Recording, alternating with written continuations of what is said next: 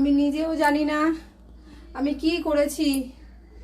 মায়ের পুজোই করি, সেই মায়ের পুজোর ভিডিও ছাড়ি, মা জাগ্রত তাই তো মাকে সকলের মাঝে ছেড়েছি, তা বলে এরকম বাজে বাজে কমেন্ট করবে মায়ের ভিডিওতে?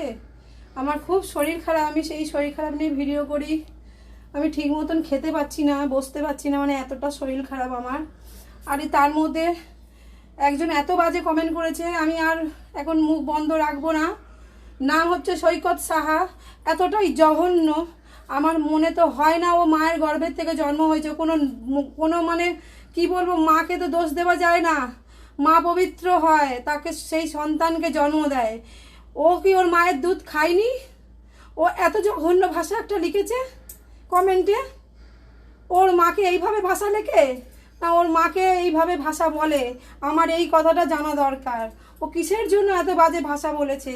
একটা মায়ের ভিডিও, হ্যাঁ, প্রাণ প্রতিষ্ঠা করা মা, বারবার করে ও জঘন্য ভাষা লিখেছে। আমি বারবার করে বলেছি, সোনামা তোমার মঙ্গল করুক, সোনামা তোমাকে সুবুদ্ধি দিক।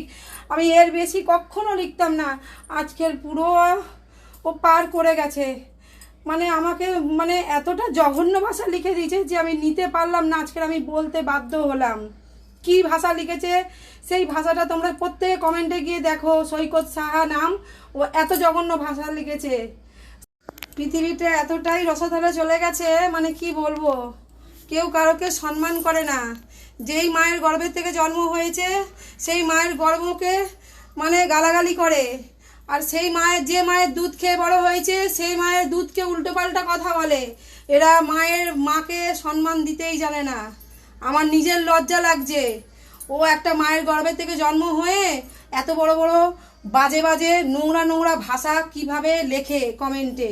এর আগে প্রচুর বাজে বাজে ভাষা লিখেছে, কিন্তু আজকে যে ভাষা লিখেছে সে প্রত্যেকটা মেয়েদেরকে নোংরাভাবে কথাটা বলেছে। এই জন্য আমি মানে ওকে মানে কি বলবো, মানে বলতে বাধ্য হচ্ছি। সোনামা তোকে একদম ছাড়বে না। তুই যে ভাষাটা লিখেছিস, তুই আমার চোখের জল ফেলিয়েছিস। সোনামা দেখিস তোর কি করে, দেখবি আজকের তুই দেখিস। তুই যা নোংরা ভাষাটা করেছিস, যেটা আমাকে বলেছিস, আজকের মাও সহ্য করবে না। কেন আমি সহ্য করতে পারছি না? আমি আছে খালি পেটে, একদম কিচ্ছু খাইনি। যদি আমি সত্যি মায়ের ভক্ত হয়ে থাকি আর মাকে যদি সত্যি আমি পুজো দিয়ে থাকি, তাহলে তোকে আজকের আমি বলে দিলাম, দেখ তোকে মা কি করে। যা করার মা করবে, আমি কেউ না, আমিও নরকের কীট। আমি মায়ের খালি সেবা করি। আমি জানি আমি নরকে সেবা করতে এসেছি, মায়ের সেবা করতে এসেছি, মায়ের সেবা করতে করতেই চলে যাব। তোর কি হবে তুই দেখ আজকে রে।